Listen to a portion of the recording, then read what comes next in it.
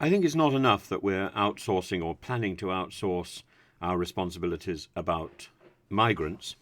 We're now planning to outsource our responsibilities about prisoners, partly because we're trying to imprison too many people. So Alex Chalk, the Justice Secretary, is going to put forward plans to the House of Commons, and the hope is that these plans will be in the next King's speech, which will be in November, and the plans will involve trimming foreigners' sentences and deporting foreigners back to their country of origin.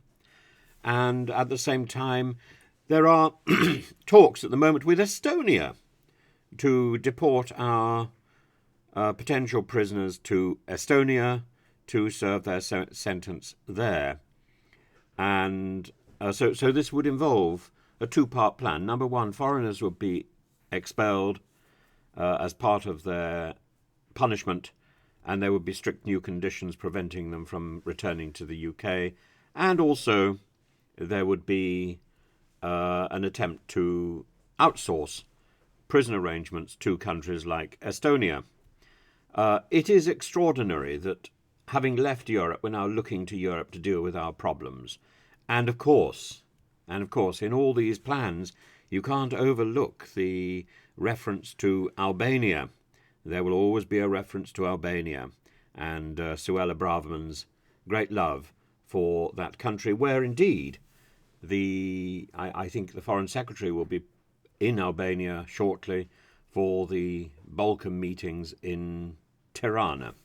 So there I understand that he's going to be advancing the cause of Israel, but no doubt he will have some time to discuss the possibility, I hope, of establishing a consulate in the north of Albania to deal with the people who want to come to the UK and to try and deal with the problem at source rather than to be dealing with the problem once it gets to the British shores, and having a few individuals stationed in Tirana Airport is not going to be helping anyone. It's just window dressing, rather like putting up posters and Twitter as paying a lot for Twitter adverts.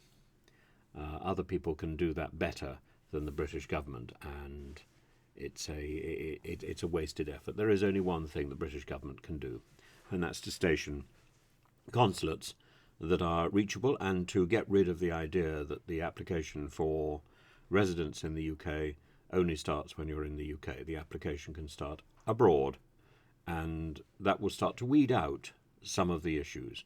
People don't need to get to the UK in order to apply to come here, and if we could get that established as a norm, we would solve a lot of the problems.